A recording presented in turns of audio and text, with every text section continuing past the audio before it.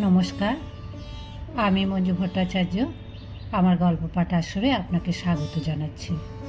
পড়ছি মহাভারতের নারী গ্রন্থ থেকে কুন্তী পর্বের দ্রৌপদীর স্বয়ংবর সভা অংশের দ্বিতীয় অংশটি। নির্দিষ্ট দিনে পাণ্ডবেরা ব্রাহ্মণের ছদ্মবেশে স্বয়ংবর সভায় উপস্থিত হলেন। ভারতবর্ষের এবং ভারতের বাইরেরও শ্রেষ্ঠ রাজাগণ পাঞ্চালীকে লাভ করার জন্য স্বয়ংবর সভায় উপস্থিত হয়েছিলেন। কিছুক্ষণের মধ্যেই রাজপুত্র ধৃষ্টদ্যুম্ন ভগিনী দ্রৌপদীকে নিয়ে রাজসভায় উপস্থিত হলেন এবং পণ বা লক্ষ্যবস্তু ঘোষণা করলেন। রাজারা একে একে প্রতিযোগিতায় অংশগ্রহণ করতে লাগলেন এবং ব্যর্থ হতে লাগলেন। অঙ্গরাজ কর্ণ লক্ষ্যবিদ্ধ করার উপক্রম করতে গেলে দ্রৌপদী উচ্চৈঃস্বরে বললেন, না হম বরয়ামি সুতম, আমি সুতকে বরণ করব না। অন্য শ্রেষ্ঠ রাজারাও যেমন জরাসন্ধ, শিশুপাল, শল্যও ব্যর্থ হলে ব্রাহ্মণবেশী অর্জুন উঠে দাঁড়ালেন। নিন্দা, সতর্কতা বাণী, উৎসাহ চারিদিক থেকে বর্ষিত হতে লাগল। অর্জুন অনায়াসে লক্ষ্যভেদ করলেন এবং প্রকাশ্য সভায় দ্রৌপদী অর্জুনের গলায় বরমাল্য পরিয়ে দিলেন। ক্রুদ্ধ ক্ষুব্ধ রাজন্যবর্গ বধ করার অভিপ্রায় তার সঙ্গে যুদ্ধে লিপ্ত হলেন। একটি বৃহৎ বৃক্ষকে পত্রশূন্য করে ভীমসেন অর্জুনের পার্শ্বে আবির্ভূত হলেন। যুদ্ধে রাজাদের পরাজয় ঘটল। অর্জুন ভীমসেন এবং দ্রৌপদীকে নিয়ে কুটিরে ফিরলেন। এদিকে পুত্রেরা আসলো না, ভিক্ষা করার সময়ও চলে গেল দেখে কুন্তী দেবী পাণ্ডবদের নানাবিধ অনিষ্টের আশঙ্কা করতে লাগলেন।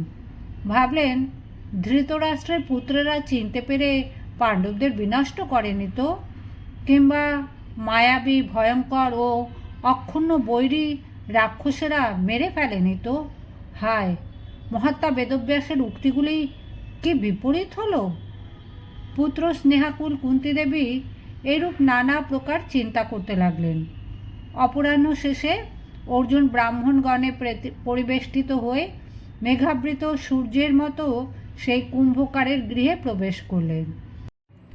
প্রভাবশালী মনুষ্যশ্রেষ্ঠ ভীম ও অর্জুন সেই কুম্ভকারের কর্মশালায় গিয়ে কুন্তীকে লক্ষ্য করে আনন্দিত চিত্তে দ্রৌপদীর বিষয় জানালেন। মা, ভিক্ষা এনেছি। কিন্তু কুন্তী ঘরের ভেতরে ছিলেন বলে ভীমার্জুনকে না দেখেই বলে ফেলেন, তোমরা সকলে মিলেই তা ভোগ করো। পরে তিনি দ্রৌপদীকে দেখে বলেন যে, হায়, আমি বড় কষ্টের কথা বলে ফেলেছি। তারপর কুন্তী দ্রৌপদীর হাত ধরে অধর্মের ভয় ভীত হয়ে চিন্তা করতে থেকে দ্রৌপদীর হাত ধরে যুধিষ্ঠিরের কাছে গেলেন এবং তাকে এই কথা বললেন, পুত্র, তোমার কনিষ্ঠ সহোদর ভীম ও অর্জুন এই দ্রুপদ রাজার কন্যাটিকে আমার কাছে ভিক্ষা বলে দিতে চেয়েছিল। তখন আমি অনবধানতাবশত ভিক্ষা মনে করে তার উপযুক্ত কথাই বলে ফেলেছি যে তোমরা সকলে মিলে ভোগ করো। আমার এই কথা কি প্রকারে সত্য হতে পারে? এ বিষয়ে যা সঙ্গত হয়, যাতে এর পাপ না হয়, সেই পাপে ইনি নরকে না যান, সেইরূপ উপায় বলো। যুধিষ্ঠির প্রথমে অর্জুনকে দ্রৌপদীকে বিবাহ করার প্রস্তাব দিলেন। অর্জুন দৃঢ়ভাবে সেই প্রস্তাবে অসম্মতি জানান। যুধিষ্ঠির অন্য ভ্রাতাদের দিকে তাকিয়ে বুঝতে পারেন যে সকল ভ্রাতার চিত্ত প্রবল কামাবেগে অস্থির হয়েছে। তখন তিনি ব্যাসদেবের কথা স্মরণ করেই পরস্পর ভেদের ভয় ভ্রাতৃগণকে বললেন, কল্যাণী দ্রৌপদী আমাদের সকলেরই ভার্যা হবেন। এই সময় দীর্ঘকাল পরে কৃষ্ণ ও বলরাম সেই স্থানে উপস্থিত হয়ে পিসিমা কুন্তী জ্যেষ্ঠ ভ্রাতা যুধিষ্ঠিরকে প্রণাম করে আত্মপরিচয় দিলেন।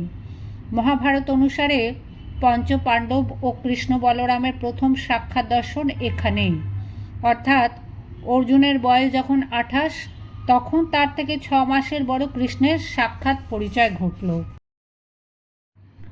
পরদিবস প্রভাতে ভীম, অর্জুন, নকুল, সহদেব এই 4 ভ্রাতা সন্ধ্যাকালে ভিক্ষা করে এসে সেই ভিক্ষান্ন সকল যুধিষ্ঠিরের কাছে সমর্পণ করলেন।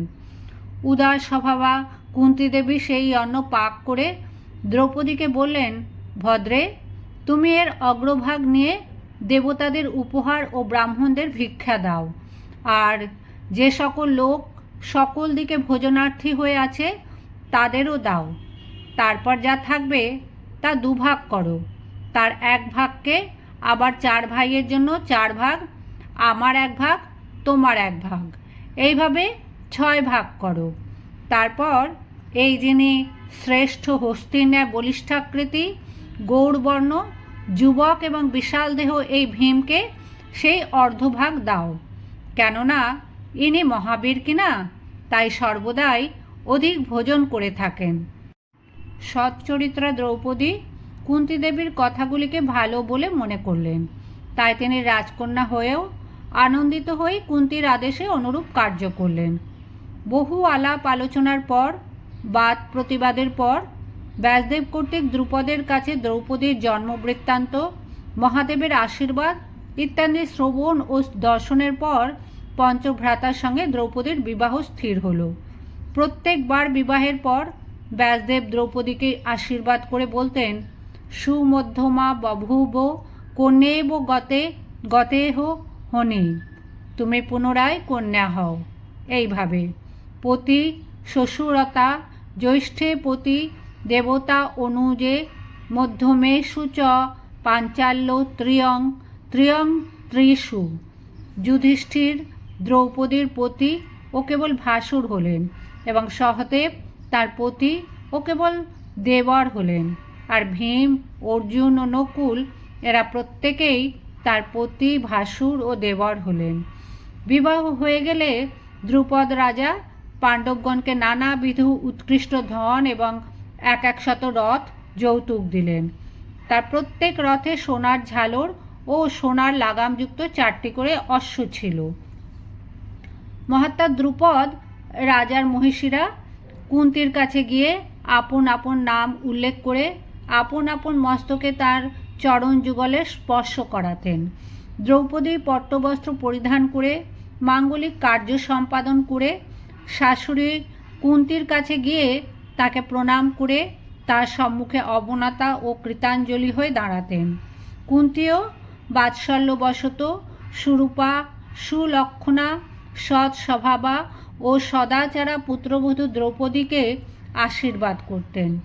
শচী যেমন ইন্দ্রের, স্বাহা যেমন অগ্নির, রোহিণী যেমন চন্দ্রের, দময়ন্তী যেমন নলের, ভদ্রা যেমন কুবেরের, অরুন্ধতী যেমন বশিষ্ঠের, লক্ষ্মী যেমন নারায়ণের আদরের পাত্রী, তুমিও তেমনি ভর্তাদের আদরের পাত্রী হও।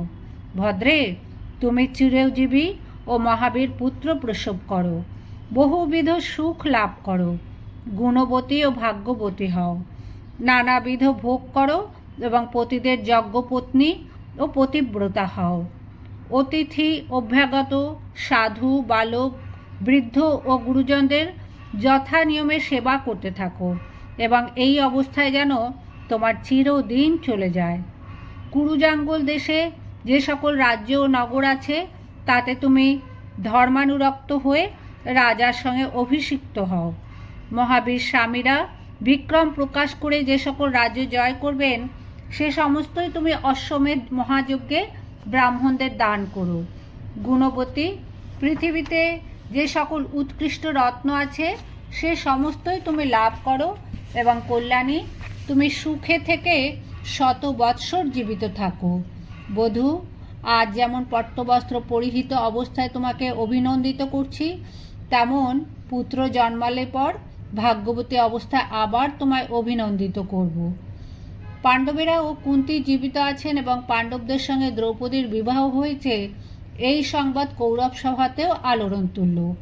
বহু আলোচনার পর ধৃতরাষ্ট্র পাণ্ডবদের আনয়নের জন্য বিদুরকে নানাবিধ মূল্যবান ধন, রত্ন, বস্ত্রাদি দিয়ে মহারাজ দ্রুপদের কাছে পাঠিয়ে দিলেন। সেখানেও বহু আলোচনার পর কৃষ্ণের পরামর্শ অনুসারে পাণ্ডবেরা হস্তিনাপুরে ফিরে এলেন। মহারাজ ধৃতরাষ্ট্র তাদের আগমনের সংবাদ পেয়ে বিকর্ণ, চিত্রসেন, দ্রোণাচার্য ও কৃপাচার্যকে পাঠিয়ে দিলেন। প্রজারা অত্যন্ত সন্তুষ্ট হলেন। পাণ্ডবেরা ভীষ্ম, ধৃতরাষ্ট্র ও অন্যান্য পূজনীয়দের প্রণাম করে অন্তঃপুরে প্রবেশ করলেন এবং গান্ধারীর আদেশে বিদুর তাদের পাণ্ডুর প্রাসাদে বাস করার জন্য নিয়ে গেলেন। ভীষ্মের পরামর্শে এবং ধৃতরাষ্ট্রের আদেশে পাণ্ডবেরা জলে জঙ্গলে পরিপূর্ণ ইন্দ্রপ্রস্থে কঠিন পরিশ্রমে রাজপ্রাসাদ নির্মাণ করলেন। বিভিন্ন বর্ণের মানুষ এসে সেখানে বাস করতে লাগলেন। খাণ্ডবদাহে অর্জুন কর্তৃক বরাভয় প্রদত্ত ময়দানব একটি অপরূপ সভাগৃহ নির্মাণ করে দিলেন। ইন্দ্রপ্রস্থের রাজত্বের প্রথম বৎসরেই ব্রাহ্মণের গোধন রক্ষার জন্য প্রতিষ্ঠিত দাম্পত্য নিয়ম ভঙ্গ করে অর্জুনকে 12 বৎসর বনবাসে যেতে হলো। বনবাসকালে তিনি প্রথমে নাগকন্যা উলুপিকে, পরে মণিপুর রাজ চিত্রবাহনের কন্যা চিত্রাঙ্গদাকে এবং শেষে কৃষ্ণভগিনী সুভদ্রাকে বিবাহ করেন এবং বনবাসের শেষে সুভদ্রাকে নিয়েই ইন্দ্রপ্রস্থে ফিরে আসেন। অর্জুন দ্রৌপদীর সঙ্গে সাক্ষাৎ করতে গেলে দ্রৌপদী অভিমান মিশ্রিত প্রণয়পূর্বক তাকে বলেন, পার্থ, যেখানে সুভদ্রা রয়েছেন আপনি সেখানেই যান, কারণ কোনো বস্তু দ্বিতীয়বার বন্ধন করলে পূর্বের বন্ধন শিথিল হয়ে যায়। অর্জুন তাকে অনেক সান্ত্বনা দিলেন এবং বারবার ক্ষমা প্রার্থনা করলেন। তখন অর্জুন দ্রুত গিয়ে সুভদ্রাকে গোপবধূর পোশাক পরিয়ে কুন্তির কাছে পাঠিয়ে দিলেন। তখন বিশাল রক্তনয়না বীর পত্নী উত্তম রমণী সুভদ্রা সেই বেশে অত্যন্ত শোভা পেতে থেকে প্রধান ভবনে গিয়ে কুন্তিকে প্রণাম করলেন। কুন্তি দেবী সর্বাঙ্গ সুন্দরী সুভদ্রার মস্তকাঘ্রাণ করে অসাধারণ আশীর্বাদ করলেন। তারপর পূর্ণচন্দ্রমুখী সুভদ্রা সত্বর গিয়ে দ্রৌপদীকে নমস্কার করলেন এবং বললেন, আমি আপনার দাসী। তখন দ্রৌপদী উঠে কৃষ্ণের ভগিনী সুভদ্রাকে আলিঙ্গন করে প্রীতি সহকারে বললেন, তোমার পতি শত্রুশূন্য হন। সেই আশীর্বাদের উত্তরে আনন্দিত সুভদ্রাও বললেন, তাই হোক।